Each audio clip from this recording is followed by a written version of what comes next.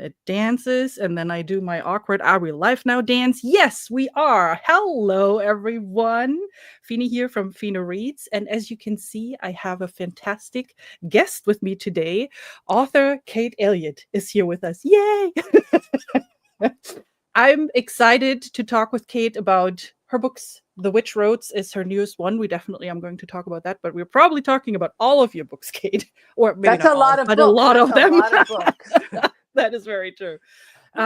Before we get started, though, Kate, would you mind introducing yourself briefly, just in case there's someone out there who doesn't know who you are?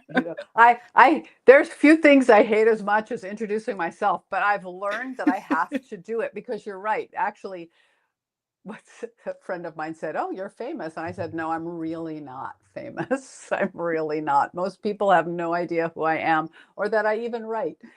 My name is Kate Elliott. I have been writing science fiction and fantasy for, I think, 35 years now, which makes me feel old. And because I am old, and I say that in a positive way, because I've survived this long. I have written all science fiction fantasy novels, my first love. I've been writing and making up worlds and scribbling weird stories since I was like 10 years old. I couldn't tell you why. I eventually got published. My first published novel was the fifth novel I wrote, which is not bad. That's pretty typical. And I've just been writing ever since, trying new. I'm not a writer who like has one world that I write repeated adventures in, which is fine. I think some people really have. If if anybody here has read Ben Aronovich's Rivers of London, it's a series with magic in modern day London and a young police officer who turns out has magical skills and all the stuff about folklore and mythos, and it's really great. And he has a bunch of novels and novellas set there, and I love them. I can't do that. So I tend to write in trilogies, are kind of my favorite form. And then I guess I have a little ADHD. I write a world and then I'm like, okay, I did that. Now I want to try another one. And now I want to make up something else. Oh, look over there, shiny. Right. So that's kind of how I work. So I have a lot of different books and series that are kind of like, it would be like, I don't know, they're like different tones or different aesthetics or different vibes, and in different subgenres. There's epic fantasy and space opera and alternate history fantasy and contemporary fantasy, just all kinds of things, because I can do it. So I do. So we have the comment here. Let's start with a passage of stars. That's your one non-trilogy, right? Isn't that part of the now I'm out of myself. No. So my first published novel was called The Labyrinth Gate, which I have to confess I can't really reread. Because I don't think it's bad, but I think it reads like an early novel. And it's fine, and there's some actually really interesting stuff in it, but I don't really like. So A Passage of Stars is the first of a science fiction trilogy that came out after Labyrinth Gate. Labyrinth Gate is a kind of a alternate world fantasy portal story. Ooh. So, you know, and then yeah, so Passage of Stars is a long time ago. The thing I most remember about A Passage of Stars is that part of the inspiration for the trilogy was the Soviet Revolution. Well, you're talking to an East German person here who grew up in Russian occupied Germany, so we're good. It's basically the main character is someone who gets caught up in it in a side role, and then gets caught up in a revolution, and then realizes that, wait, maybe these people aren't very nice. So there's kind of a Lenin analog and a Stalin analog and a Trotsky analog, and who dies. That's the spoiler, I guess. But and then they leave. They get away from that. But I don't even know why I mentioned that. It's just so funny. I read this history book called To the Finland Station, which was about how, just basically about some of these people and how they got together and how that early thing happened, and then they go to the Finland station and they enter Russia, and then Mhm. it kind of leaves off at, that's kind of like where I think, I read it a long time ago, I think it kind of ends there. It's like, but how did they get to that place where they launched their revolution? And that intrigued me, so I thought I would, I thought I would write a story that was about how do you launch a revolution, and then what happens as people find out that maybe that revolutionaries aren't always the good guys. Sometimes they definitely are, and other times maybe they aren't, or sometimes some of them are, but others of them aren't. And Yeah. so I think the thing about Passage of Stars and its the rest of its the other two volumes is that I'm always thinking about the political situations in my books, and that because my dad taught history, he was Mhm. a taught American history. So I think that really is a large part of what I do in my books. I think about how do societies work, what happens, um, kind of like at a thematic level underneath. Boy, that was That's a long introduction. that's totally fine. But that's an interest for you in general, right? Like Yeah, historic, yeah, how did cultures come together? How did they live? yeah, How did they organize themselves? It's yeah. is that where you get your inspiration from for all of your books? Is that you have a theme that you're following up on from a reading perspective and learning more about perspective, and then you're like, oh, this would be a great idea for a story? Is that where it's coming from? Sometimes I'll read something and I'll think, or for example, like The Witch Roads. Um, I've been watching a lot of, or some anyway, Chinese and Korean historical dramas. And, the palace stuff going on there is so interesting when it's with the shows that do it well and don't just make it melodramatic, like my all-time favorite, Nirvana in Fire, which is like one of the best shows ever. If anybody hasn't, I mean, it's one of the best shows about palace politics I've ever watched. Um, 54 episodes, all Oh, worth yeah. it. All worth it. Every episode is excellent and furthers the plot. There's no spinning of wheels ever. Everything moves. Anyway, it's a great show. But I think watching a lot of these shows made me think I would like to deal with one of these very bureaucratic, centralized systems where you have this very core set of place, this core place, Mhm. which is the palace, and everything emanates from that. As opposed to, for example, the Crown of Stars epic fantasy, which is 7 volumes, is kind of my big ticket epic fantasy. That's what I meant earlier. Mhm. That's where Yeah, yeah. it came about most, I mean, the initial, I tend to think visually, and so a lot of my stories begin with me seeing a person in a landscape, and I don't know anything about them except for the person and the landscape. So Crown of Stars starts with this young man, and I've told this so many times. This young man, he's a clearly like a peasant. It's early medieval Europe setting, and he's taking something across. He lives in a coastal village. He's walking on a ridge line up and over down to a settlement. It turns out it's a little monastery. He's delivering something there, and as he's walking up over this ridge, a storm comes in out of the ocean, and out of the storm rides this middle-aged woman in battered armor, and she rides up to him and says, do you want to go to war with me, basically, which is this idea of war being a noble thing, and everything Mhm. stems from that. Is war, actually, even the question, is war a noble thing? So that's where it started. But the reason I ended up setting it in that kind of alternate early medieval Europe setting was because I read a paper about the 10th century kings didn't have a capital city like you would think, like Versailles, or the palace out of which all of these historical dramas, all the stuff is going on, right? They had this itinerant court because they had to they had to express their power in all their far-flung lands. So they would ride to this place, and then the duke would have to put them up, and they were like, hi, duke, you're on my side, right? And then they would go along, and then they would stop at a monastery that were crown lands, and they would feed them for 3 days. Then they would eat everything there. So then they would have to go on, and so they would go around, and they were constantly on the move. And I was so fascinated by that, because we often think, I mean, the stereotype is kind of like that there's a Versailles, right? There's a Yep. palace and it sits there. And Yep. then everything, that's the spider in the web, and everything emanates from that. But there's all kinds of different ways of people expressing power.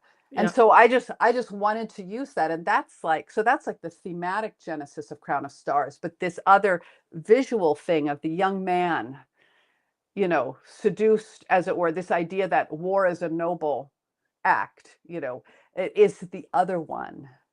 Because it's kind of like, I would say it's 7 volumes of kind of anti-war. It's like, war's not so great, people. Bad stuff happens. But so there's always, and then the characters have to fit. The characters come out of the setting. So the characters and the setting kind of develop together. Yeah. So with Witch Roads, you said, since that is your latest book, so I definitely Yeah. want to make sure Oh, that we no, sure. Yeah, definitely yeah. talk about that, because that just came out a couple of weeks ago on my Mhm. birthday, just on a side note. So Well, it was a I great asked birthday I present. asked for that. I asked for that specifically. Yes. Best present ever.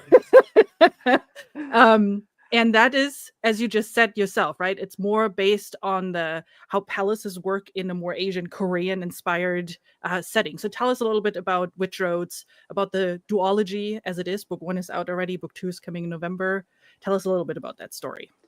So it's kind of a funny story in that it doesn't really arise in the same way as my other books did. It's sometimes I usually, okay, let me back up one step. I usually have any number of little ideas and any number of little partial things I've written. So, I have a desk with a file folder and stuff in it, and it might include 3 or 4 worlds, that some of which will never, or more actually, because I've filed stuff in the dead letter file and put it away. So things that will never see the light of day, ideas that I had 20 years ago that later I decided maybe weren't that great. And so the Witch Roads, aspects of the Witch Roads actually got their start in a totally different story that I had started writing a couple years ago. And then I decided that I didn't like the approach I was taking, so I put it aside. But it had one of the things it had was someone who was a surveyor, someone who went out walking the land to see where this deadly thing was, this deadly ground thing was. And that's about all I knew about it. Yeah. And and eventually I swung back around to that. Um, at the same time, I was thinking that I wanted to write a fantasy story, where the main character wasn't someone at the highest level of society. So it was someone at the lowest level of society, the people you see hustling along the corridors, right? Yeah. Well, they have lives, but we just never find out what they are, because they're not, in the room arguing with the king or the emperor. So, and again, I had that thing where, like, I kind of saw this woman, and she's a courier, which is kind of like a postman in a society where they don't have, they have paths and carriages, but they don't have, cars or Yeah. planes. I mean, they do have griffins and stuff, but they to communicate, and especially in an empire that really the palace kind of interferes with everything. Everything goes out and then back in. Things don't go this way. They don't go around. They all have to go in and then out. Yeah. And um, and then I just started writing it, and I said to myself, "Well, she's not alone. Her nephew is there. Okay, right? What's their relationship like?" And I usually know more before I start writing, but I just went for it. There was, I love I was, that. I was in I was in quite a bad space, actually. I've talked about this before, so I apologize for people who've heard it already, that I'll make it shorter this time. I was in a bad creative space. I was in that kind of, it's very rare for me, actually. Really, this is the only time. It was just like, maybe I should just quit. What's the point even? And and then I thought, well, I'm just gonna write this thing just to entertain myself. And as soon as I get bored of it, then I'll know that I'm done, that I had my run and I'm done. But then it just didn't stop. It just kept going. I was just like, okay, oh, now we'll do this. Oh, wait, oh, they'll go into the spires. Oh, there's something in there. It's a haunt. Oh, well, sexy haunts, they're always good, right? So let's keep going, right? And the whole thing just kind of blew up. Um, so I wrote it. I wrote the whole duology in one go over like 5 or 6 months. And then I Wow, had that to, is fast. I wrote like 240,000 words in like 5 or 6 months. And then I had to go back and revise it, obviously. Um, and I had to add some stuff to the second half, stuff that I had been intending to put in, but that as I saw it getting longer, I said, well, I'll leave that out because I got to keep it short. But then when the publisher acquired it, they said, but we want to bring this out as a duology. I was like, yes, because it's split in exactly the right place for me to put all the stuff in that Yeah. I had felt I had to take out. And it's better.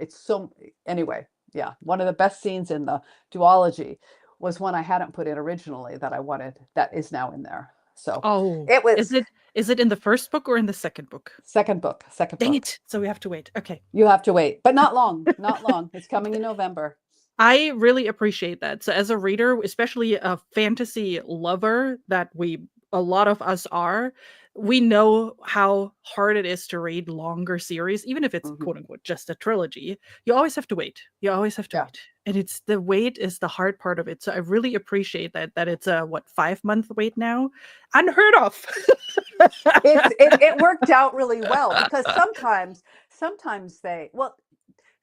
they'll say, okay, we'll bring out the second one a year later, but they decided not to do that, which I'm really grateful for. And Yes. part of that was because both books were done. Yeah. So they didn't have to wait for it. I understand why the 10 to 12 month wait is kind of, I don't know if it's still true, but it was used to be considered kind of like the sweet spot to keep someone in the public eye. If you wait, if it's 3 years, then people will have forgotten about the writer. If the books are 3 months apart, they haven't finished the first one yet, so they won't buy the second one, and then they'll forget it came out. So there's a kind of I mean, nobody knows. The truth is, nobody in publishing knows why things happen and what Yeah. works. It's just all kind of divination, right? Throw the Yeah. throw the dice, what happens? Yeah. So I understand why writers do it, because if you sell the first book in a trilogy, then you're basically have money to write books 2 and 3. If Yeah. you had to write everything on speculation, a lot of people can't afford to do that, or That's fair. they would write a lot less. Like That's fair. they might write one trilogy, but have to be working a day job, and that would be it. Yeah. That's fair. Yeah. But That's fair. it is frustrating to wait, especially if there's kind of cliffhangers. Yeah. Not in this Yeah, book. but it's not fully a cliffhanger because one of the plot lines is resolved. One of the That is emotional true. plot lines is resolved. Yeah, that is true. I still had my what moment. Sorry, I'm Yeah. a bit louder here, but that's literally how I sat up in bed and it was like, no. Oh, I love that. And then I was Thank like, you for letting me know. please, please, please. And then you ended it like, no. Oh, we all though. love to hear that. We all love to hear that. And I agree. So I see a couple of comments here. People are excited about reading The Witch Roads, and I agree. It's a fantastic book. I can highly recommend it to all my fantasy lovers out there. And Nico confirms that it is fantastic, and everybody who's read it already cannot wait for book 2. The cover is gorgeous. I agree. Like that's the first thing that popped out to me when I looked at okay, what books are coming out, and when I saw that cover is I have it sitting right back here. Wait. It is. It is gorgeous. It is by Raja Nandepu. If I might not be pronouncing that right, but anyway, I always like to credit artists because they are fantastic. They do great work. Yeah. Yeah. Sorry, I'm just going through the comments real quick to make sure I'm not missing anything.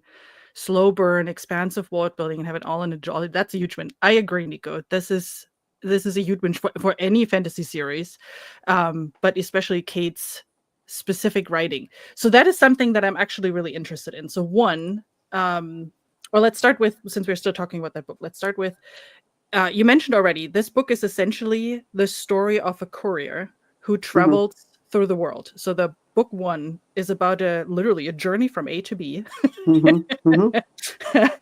So question one is, how do you keep that journey straight? Because they are walking quite a bit. There's a lot of land that they are going through and a lot of area that they are covering. So how are you keeping everything straight? Especially since you said you wrote by inspiration and see what the characters are doing and see what's Mhm. happening as you're writing and what comes. How do you keep that journey straight? Well, I have a basic map more in my mind than drawn. And I also try to keep a calendar. So like I had to say, okay, they're at this village on day 3, and then on day 4 they reach this village, and on day 6 they reach this village, so that I know what my um I know where things are. And actually in the Yeah, Nameless Land, the sequel, as I was doing the page proofs, which are the last time that you see the book before it goes to the printer, I I I was doing that calendar thing, and I realized that in 2 places the phase of the moon was wrong. So I'm like emailing my assistant editor and going, "Can we change this?" It was actually I turned it in. I had returned the page proofs, and like yeah, I don't know why. Oh, I do know why, because I needed anyway. I needed to make. There might be another book coming, not with different characters in this world, but you didn't hear it here yet. oh, Um, and I had to. I was creating a calendar so I could line up some things that I had to make sure matched. yeah. This happens here, so when would they have heard X, and who would have heard Y, and that's when I realized the phases of the moon were wrong. So I emailed my assistant editor, like, "Oh no, can we change this here? Here's what I'm doing." Yeah. It was like, "It's fine." So it should be fine. I hate That that. is amazing though. I'm totally amazed right now by this. With the you even kept track of the moon phases. This is I don't know why, but it totally makes sense given the story in particular, but it's kind of blowing my mind a little bit right now. You said I have a 7-year for Crown of Stars, which takes place across 7 years. Yeah. I have a 7-year calendar. And then I write in when things happen, like I'm just going to use our months, on Yeah. July 10th in, year 872. That's when she falls down the well, right? And whatever. But I also had, that because in Crown of Stars, I don't want to say astrological magic, but magic based on the stars and the position of the stars is part of the magic in the world. I not only had all the phases of the moon on the calendar, but I had like what stars are up in the sky at any given time, because the character has to know that, Yeah. or she Well, can't. yeah. Yeah, because that's one of the reasons to write a character like Ellen is that she doesn't know a lot of things, so then I don't have to know them. I don't have to know everything that she doesn't know. Some things I do have to know. Yeah. I mean, there's some things I have to know, but there's other things I don't really have to know, Yeah. because if they don't know them, then it doesn't affect the choices they make. I Yeah. only have to know them if it affects the story. So yeah. So, but when people are walking, and especially in this landscape where the spore and the pall are more active at certain times of the month, depending on the phase of the moon, people would be really aware of that. So Yeah. that's part That's of true. the world. If they're not aware of it, then they're just us sitting in our suburban houses with so much light pollution we can't see anything Yeah. and we don't notice. But Yeah. people completely plugged into that stuff. That is fantastic. Yeah, definitely a lot more organized than I have a feeling a lot of us are, which is kind of fun. I would love one day to see these calendars. I think that would be fun, especially once you read the whole series, like both The Witch Roads and The Nameless Lands, once you read both. And then with Chronostars, I know Nico read all of it already. I read book one. I definitely need to continue reading. There's a once, lot. once There's a you're lot. through the If you're ever story. trapped on a desert island, and you have like 6 months, it's perfect. Has anyone a ship? I would love to be trapped on a desert island. Well, I need a palm tree. Like only sun would not be good. A little bit of shade would be nice. But other than that, I'm totally up for that. But I would love to, I think that could be really interesting as a reader too, to then once you read the story and once you went through all the little details, maybe even reread it one more time, then to look at, oh, what's the calendar? Did I maybe miss something? Are there Easter eggs that I maybe have missed? Are there details that I maybe have missed? I think that could be fun to do that. It's on my Patreon. I did a post on, I don't know if it's a public or a private post, I can't remember, but I did a long post about so I have the Crossroads trilogy, the one that starts with Spirit Gate. I have this whole, I think, 2 fat notebooks of all this stuff that I did, including things like a table of how much things cost. Wow. So if someone goes to the market, instead of saying she paid some money, I just felt like in the same amount of words, you can say she handed over 2 dinars or something, right? Yeah. So it gets the same thing across, but there's just that little extra depth to it if you're not just like generalizing it. But yeah. I couldn't have to stop every time I did anything like that to figure out what it was. So I just made this whole long table of how much things cost with a focus on everyday items. And then whenever I was like, oh, they're at the market. Here's how much rice costs. Okay. Right. And I would just plug it in. And then it bugs awesome. me. Well, yeah. I'm such a nerd about this stuff. It bugs me because it doesn't actually reflect inflation and changes because of this, that, and the other thing. And so, but I'm like, you know what? It's complex enough as it is. I don't need to go all the way down that rabbit hole. We'll just let it be. I mean, or you're doing it like Tolkien. You create like a side series where you can then go really into the detail and into the nitty gritty of the world that you created. That would work too, because that's essentially what. I'm not at his level. He was, the master builder. I think of, especially with languages. Of course, I don't have that. I don't have the knowledge base to do what he did with languages.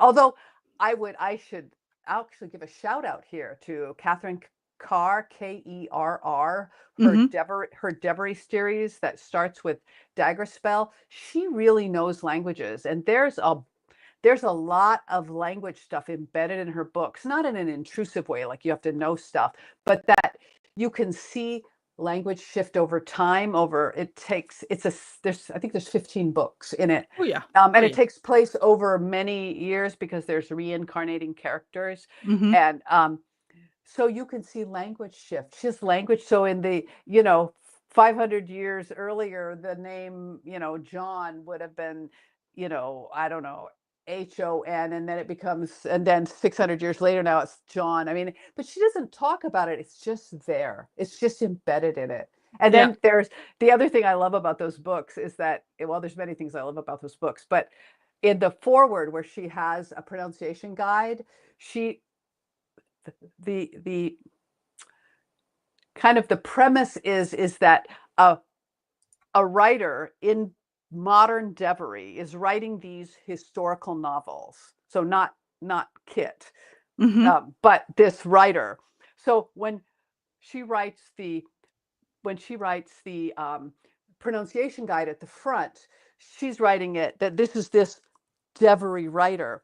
And then there's this, over the course of the books, there's this ongoing feud with another scholar that she sticks into this pronunciation. Well, and Professor so-and-so says that this was pronounced this way, but in fact, it's really pronounced this way. And it's hysterical. But also I just love that stuff. But you have it in your book too, to an extent. Maybe not language related, but you have a lot of historical parts in the story. You refer to what happened, centuries ago as part of the story. And as you just said, you have a table of what little things cost and whatnot. So you build a Yeah, world yeah, as well. You maybe didn't build the language with it, but you build a yeah. vast world with a lot of details that are also not necessarily in the book, but that are part of like a very detailed world building that just makes it so much richer, right? So you're doing I a lot of that like too. I do. I mean, I do the things that I have the facility to do. And that's, I think, something that most writers do, or are wise if they do, is they figure out what they know about and what they're willing to really dig into. Yeah. And then they can. So, and that's one of the reasons when people say to me, sometimes people will ask, well, which book do you wish you had written? And I'm like, I don't, if I could have written it, then I would have. Yeah. I want to read the books I couldn't have written Yeah. because I couldn't have written them. That's why I want to read them. You know, Yes. people who bring other stuff, they bring, I don't know, another big fantasy series I always love to recommend is Ken Liu's Dandelion Dynasty that Oh, starts that's with the Grace of fantastic. King. Yeah. What a fantastic, it's 4 volumes that are about a change, cultural collision and change over 100 years. And, Ken is so smart that it's about all kinds of change, linguistic change, cultural change, technological change. And he has people inventing modern technological things only in a way that's appropriate to that world. So they more or less invent the people there more or less invent the battery, but in a different way than we did in our world, right? Yeah. But I was talking to Ken one time and he said, yeah, I went out and he was doing it in his garage. And I'm like, oh Really?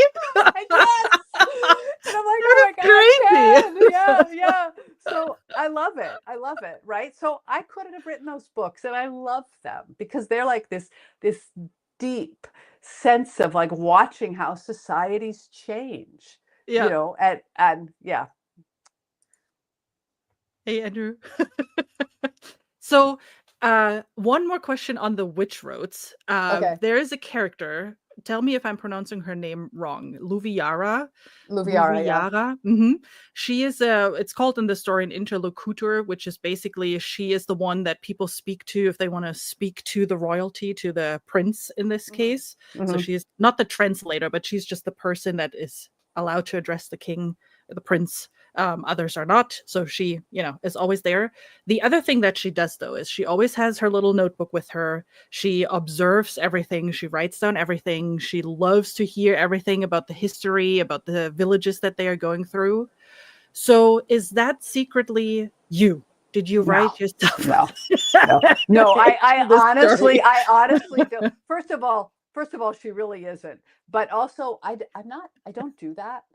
I'm not. I'm like really not very interested in me. I mean, I like me. I like being me. Well, But I that's like good. have no desire to put myself into my books. There is one edge case that I'm not going to say. There's one edge case that I'm not going to say because the base story derives from something I was starting to put together when I was a teenager, which was the only, and some of my really early work did have kind of, oh, I'm going to write myself into a story thing. But then I just No. got interested in writing. So no, like for example, Passage of Stars. One of the things the main character there, Lily Ransom, is I specifically said I want to write someone who acts in ways that I would never act because I'm interested to see how that would, how they would approach things. So it's kind of a kind of a way for me to examine how other people might approach things. So a lot of times I'll make a lot of times I'll come up with characters who I'm interested. I'm what I'm really interested in is people. People are so interesting. They're so varied and they have such different approaches to life. So Yeah. if I can succeed in writing a character like Mai in the Crossroads trilogy, who is Hmm. nothing like me, and I think she's one of the best characters I've ever written because I had to get to know her and I had to figure out how she worked in the world. I'm not I'm not interested in writing about me. I live with me all the time, 24 hours a day, you know. So I don't need no, myself no. in book form. Thank you very much. Yeah, exactly, exactly. And also she really isn't. That's fair. For other reasons. Okay, so that are that are becoming more clear That later will in this. be more clear later. Yeah. Got Yeah. it. All right. So once I Yeah. probably get to the point, I was like, oh, that was embarrassing to ask that No, question. no, Got no, it. it's a good there, you know what? I'm sure there are some bad questions, but that wasn't one. That wasn't one of them. Good. All right. So we had a question earlier, and I definitely want to make sure that we're not missing that. If someone is new to your writing, where would you say they should begin? With which story should they begin? Well, what they should do, how do I connect here?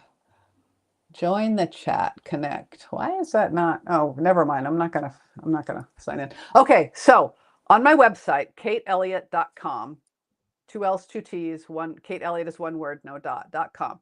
Pinned at the top is a post called Where Should I Start with Your Novels? And I list all my series as if they're members of a boy band.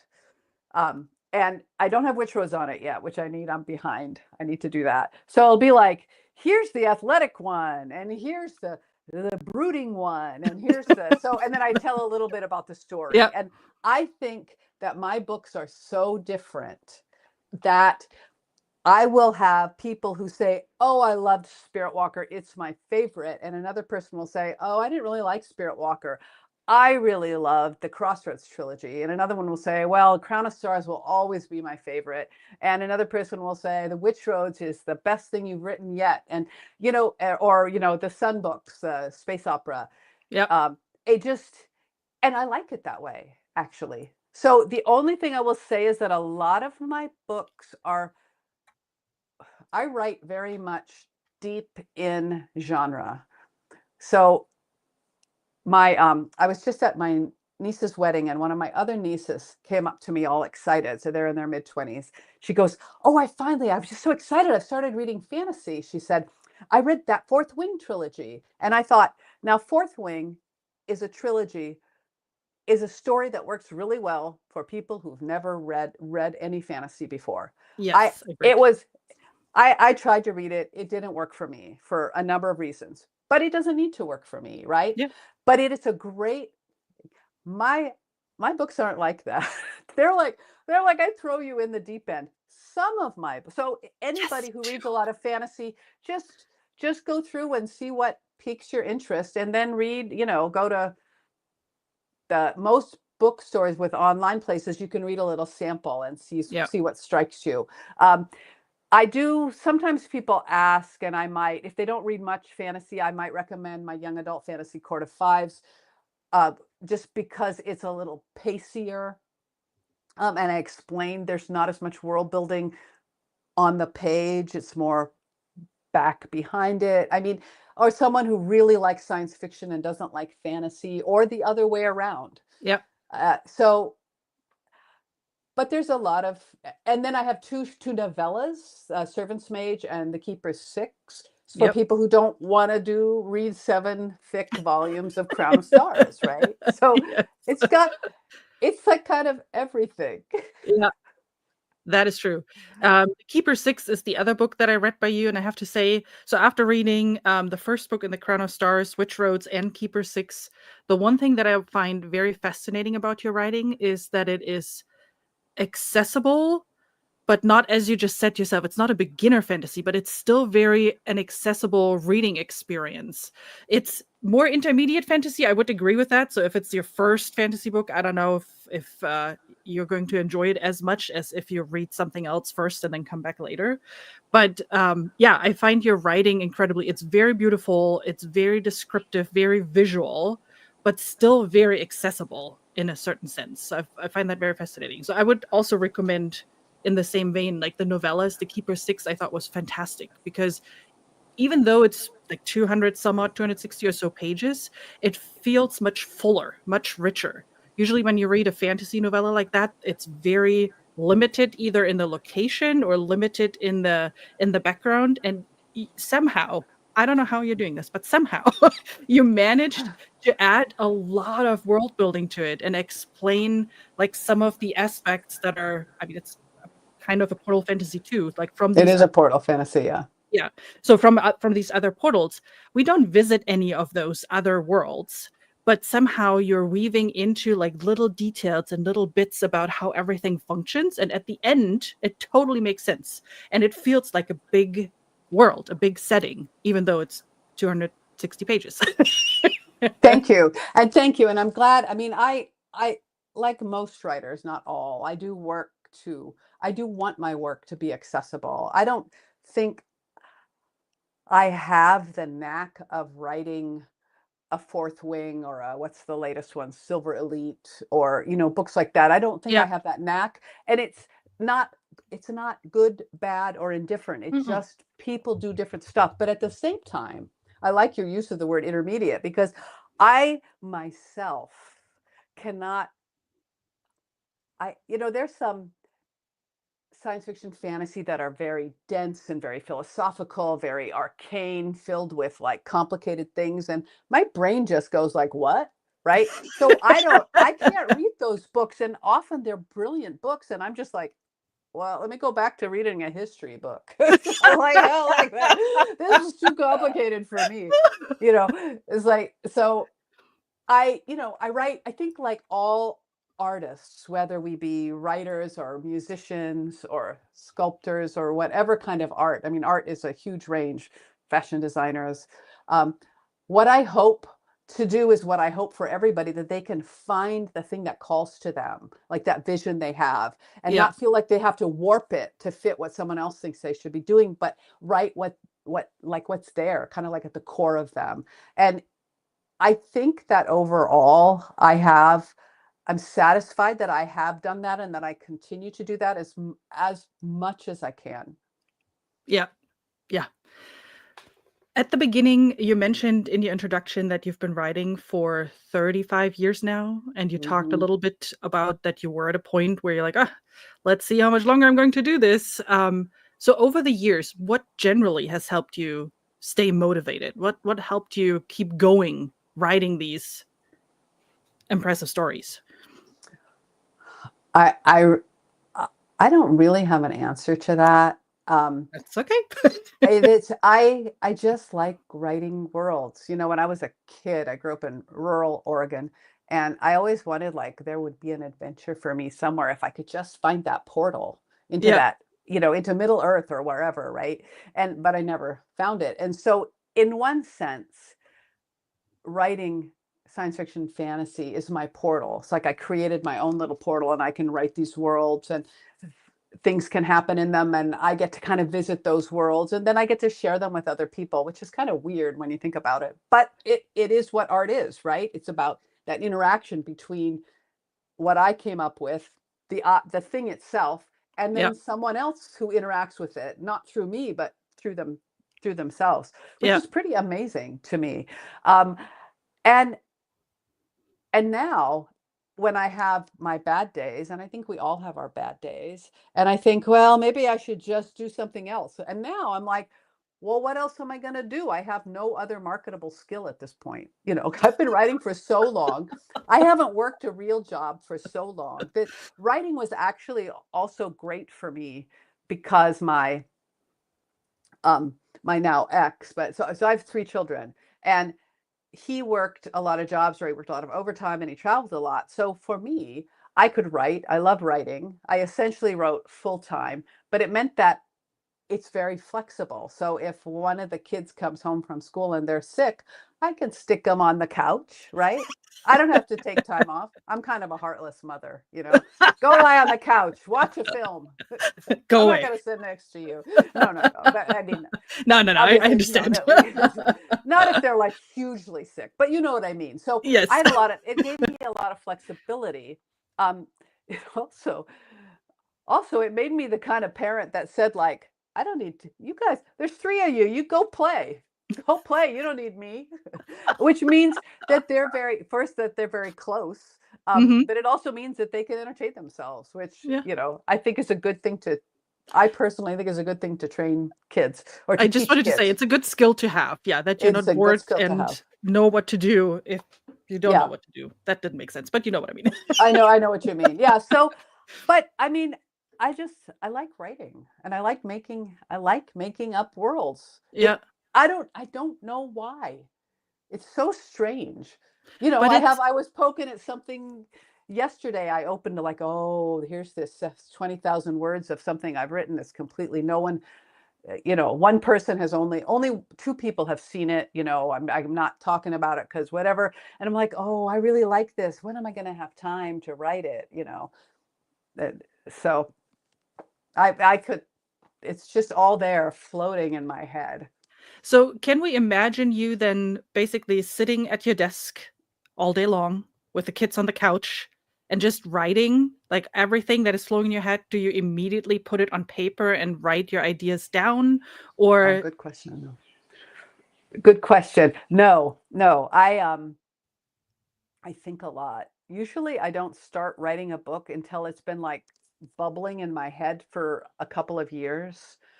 I'll have a lot of like notes. I'll have written 5,000 words and then set it aside and gone to something else. But meanwhile, every once in a while I'll circle back to it like I did yesterday with that one thing. And I thought, you know, I'll say, oh, wait, what if they had, you know, six fingers instead of five? What would that do? Right. And then I'll make some notes and then I'll leave it again. And then I'll circle back and I'll think, wait, what if they didn't go into town? What if they went down to the river? And then what would that change? Because there's that monster in the river that I mentioned. And then we can have this whole scene. And then I'll note that down and then I'll leave it and then I'll come back. And then yeah, at some point, it just gathers enough like heft yeah, that when I'm at a point where I say, what am I going to write now? It's like, hi, right? And then I can start going and I won't know everything as I start writing it, but I'll know enough to yeah, keep going. So some of the stuff I'll know, some of the stuff I'll figure out as I go along. And then when I revise, all the stuff I learned as I wrote the first draft can get refigured back in. And then if I write a second book, now I have all that basis to go on. yeah. And then I'll write, you know, three books and then I'll be okay. I need to go to a new world now. I'm bored with the old one. Martin. So how many different like story ideas or different plots are in your head and on notes at any given time that are not yet a book? Too many. All right. Yeah. All right. I mean, okay, if we're not including the ones that I have two huge files over there that's like go back 30, 40 years. And a lot of it is stuff that nothing will ever happen with it. It's just kind of like, well, it was just like, it's like the things I needed to do and think about and write scraps of things. And then I learned something from it and I moved on. So if we don't count those, we only count what's in there. And now are we counting books that I could like write another book? Like technically I could write another book in the Keeper 6 universe, right? Are we counting that or does that not count? Are we only talking about new worlds? So Because if we're only talking about completely new worlds, like yeah. not the rest of the Black Wolves trilogy or whatever, if we're talking about completely new worlds, I think only 3 or 4. Okay. Okay.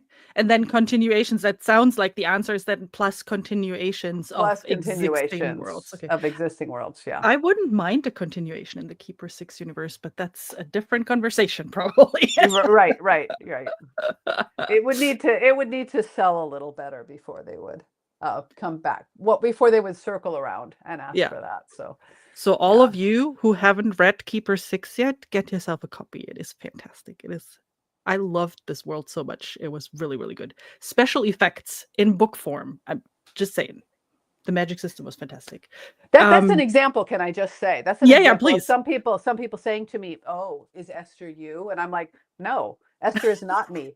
Have I drawn from my experience as an older woman with adult children and how that affects how such people, you know, such a character might do things? Sure. If anyone here, raise your hand if you I did not shred the waves, but I did do a 7-mile paddle yesterday in outrigger canoe with my various crew members. It was beautiful.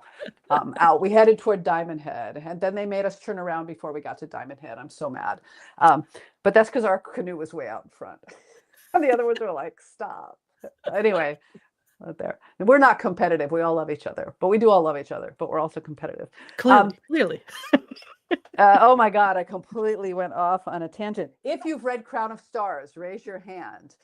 One of the characters I like to say has a little bit of me in her is the character Bishop Antonia, and she's a villain. She's not nice, but there's an aspect of her that I could really dug down into. I said, oh yeah, I can identify with that aspect of her. I have a little bit of that in me, and I'm just gonna make it the biggest part of her personality. So I think most characters, any character that has some feel them like they're really alive, right? That you could walk down the street and meet them as opposed to kind of a cardboard character. I think anyone that feels a little alive, there's something, some little scrap of me that I can pull on in them, Yeah. you know, that, so yeah. Yeah. No, absolutely makes sense. Awesome. Um, when you write stories, what's general like your go-to approach to things? We already talked about your calendar. We talked that especially in the Witch Roads, you just went with it and saw where the characters are going. But across all the books and series that you wrote, like what's your general approach from that first idea and I'm starting to write little notes and put them in the folder, and then what's next? Like how do you continue? So if I had to say kind of a general, not all of my books fit into this, but a lot of them fit into this general thing. One is like, I have an idea or I see something, a vision. Spirit Walker starts with me having these two sisters, it's their cousins, these two young women sitting at a window looking out onto a courtyard. And the window is paned like it would be in a London or English building of the 19th century. And a carriage comes in. So now we're in the early 19th century, and a man gets out, and there's some threat. There's something ominous about that. That's literally where Cold Magic starts. That scene got completely changed. There is a scene where they're sitting in a window seat and a carriage comes up, but it's not at the school, at the academy grounds anymore. So it got shifted, but that's where it started. So usually I start there, then I start putting together, I see how the people and the landscapes fit together. Oh, well, this is early 19th century. Okay, then what's this character like and what's going to happen here, and oh, what's the danger from this person, and then stuff starts kind of sticking to it. And then I get an idea of a kind of a general idea of a plot. Cold Magic is another one that's a journey. You start in one place, you go to another place, and you come back. It's another there and back again journey. But well, it's a different route back. But anyway, and then usually I know where things are going to. I have a general idea of where I want something to end. If I don't know what the end point is, I usually can't write it. And I don't mean that I have like a specific scene, but it's like, and then everyone reached the island everyone reached the desert island, and it turned out that there was a spring and a store and a bookstore and a beautiful cottage where everyone could sleep and read to their heart's content. So somehow I'm going to get there, right? And so when I have all those things, then I'll usually start writing. And I would like to say, and as a writer, like I know spots along the way, and then between that, it's kind of like a wilderness I have to figure out as I go. And the act of writing for me is part of how I discover. It's like almost a physical act of typing, or I used to handwrite my drafts a long, long time ago. I don't anymore. But it's like, I don't know that I could dictate. I could if I had to, if I had no choice, but that the act of writing it makes things happen. The book I'm working on right now, I'm in the last like 20% of the book, and a lot of like everything has packed up, right? And now all the cascade starts. Yeah. And I was like, how am I going to get, this? And then I thought, wait, they'll just walk to this pavilion. Yeah. And I couldn't have come up with that 100 pages ago. I had to do it there. Yeah. So some people outline extensively. I can't do that because the process of writing the first draft is also how I figure out a lot of connections. So then once I have this messy first draft, and sometimes I'll write like 2/3 of it and then realize that like, oh wait, and I figured out that I have to, that this person is really the bad guy, not the good guy. And then I have to go back. Sometimes I'll go back to the beginning and write back up so I fix everything and then Yeah. finish it. Sometimes I just write all the way through and then I will revise. The, and some books I've revised like 3 times, 4 times. Other books like Furious Heaven, for some reason, it was so clean that I didn't really have to do much revising. I just had to do a lot of, I just had to clean it up Yeah. and polish it. It just, the 2-part Earthly Crown is Conquering Sword was the same as that.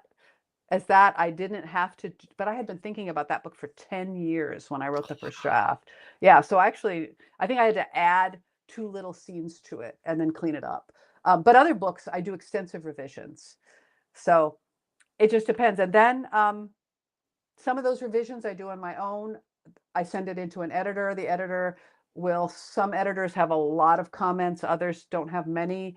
I really like editors who really make me work hard because I usually learn a lot from them. Hmm. And then once that editorial process is through, then it goes to the copy editor who will say like, why are her eyes brown on this page and green on this page? Yeah. Um, and, and do you really, this, things like that. And then I will go through that. Mostly I've had really good copy editors. I know some horror stories of writers who've had terrible copy editors who like wanted to rewrite things that they shouldn't. And then it gets typeset. I get the page proofs, which I try to find typos and the phase of the moon being wrong. And then it goes to the printer. And they, I mean, obviously the publisher is doing rounds of, they proof it 2 or 3 times. They're the ones who typeset it. Yeah.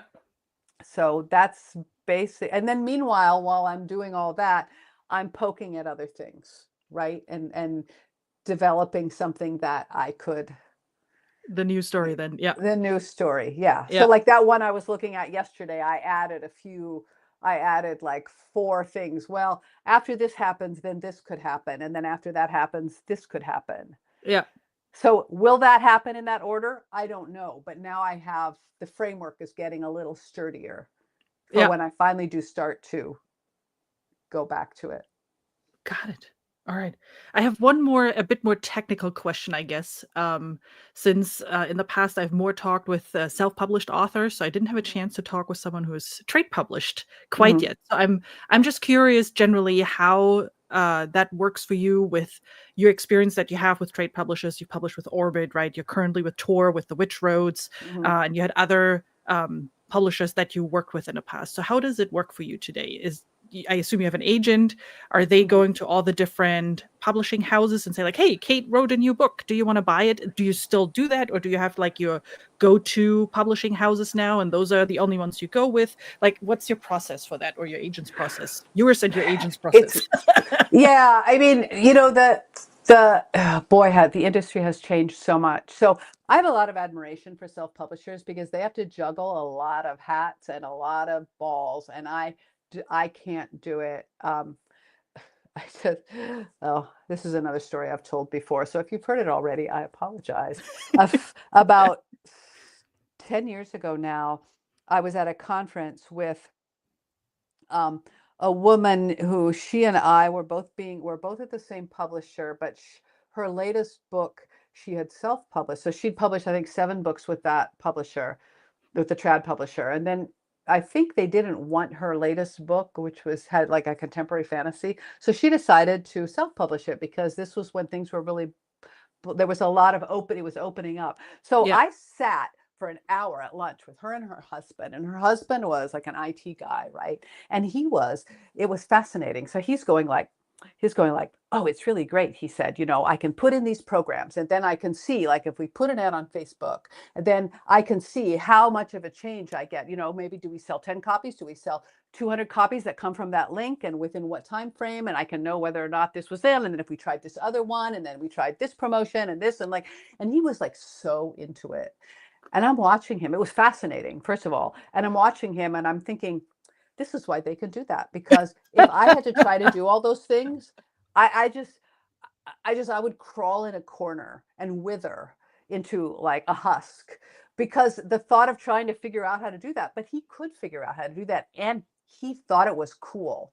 He loved all that, watching the information move back and forth, Yeah. right? I'm just like, I just want to write my book, right? I just want to type my story. Then I want to hand it to somebody. And the tricky thing about self-publishing is one can do well because you get most of the money yourself, but a lot of people self-publish and don't sell very well because they people don't know, because Yeah. people can't find the books.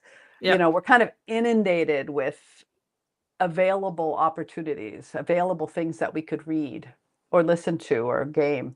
No kidding. Yep. So is So with trad publishing these days, a lot of it is it a debut novel?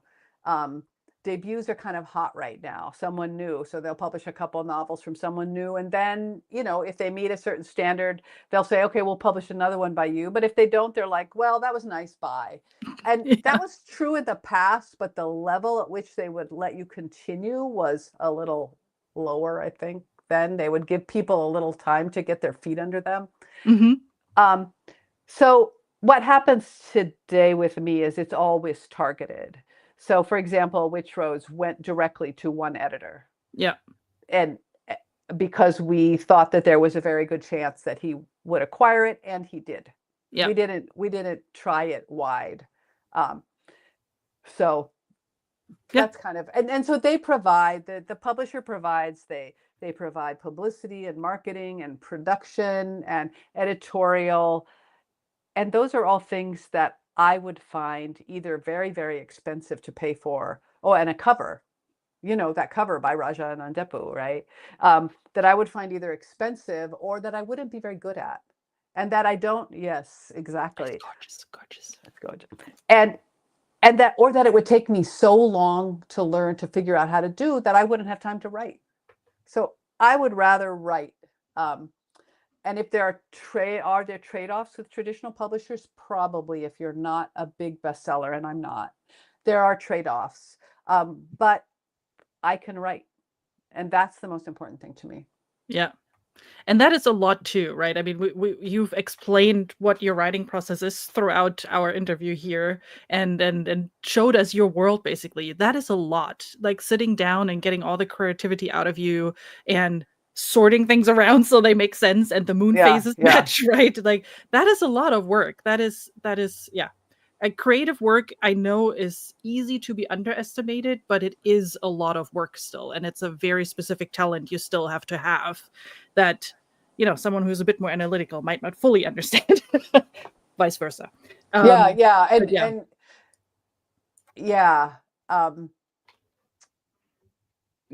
I wanted to say something. Nico said it's the Devery books, not Jerini. Jerini's by Catherine Kurtz. The Devery books are by Catherine Kerr, Kerr. So people get them confused. But the ones that I was talking about were the Devery books, Deverry. Good. And they're the ones with all the linguistic background. Also, Kit's a friend of mine, but that's neither here nor there. Awesome. I want to be mindful of time. I could talk with you for another hour easily. It's so much fun to hear from you and to hear your story and your background and everything, and talk about surfing, even if or medieval times, But I want to be mindful of time, so I'm putting your social media links into the chat, and I'm seeing it's not formatting well, but I also have them down in the description below for all of those who watch the recording. Before we leave, though, Kate, is there anything else you want us to know? Anything that we didn't talk about that you would love to share with us? I would just like to thank all the people who talk about books. When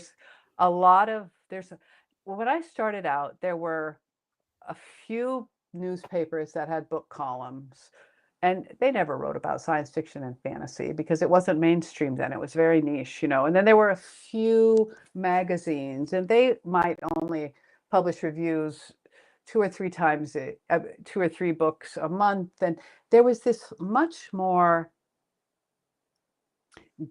things were much more gate kept then. It was like, well, who is important enough for us to pay attention to. So everyone else, you'd get on the shelves, and a lot of people went and browsed the shelves, and they would find, I found books like that all the time back in the day. And I actually miss that because the nearest bookstore to me is like 50-minute drive. So it's kind of far to get to, right? And I miss browsing the shelves. But one of the things that happened in the last 20 years with the rise of longer than that really, with the rise of the internet is this kind of shift. Now we don't have to go through a person who says, I have the gate and I control the gate. Now people are like, I want to talk about books. And I want to talk about books with my friends, and my friends are going to talk about books. And I just appreciate people talking about books so much. So thank you.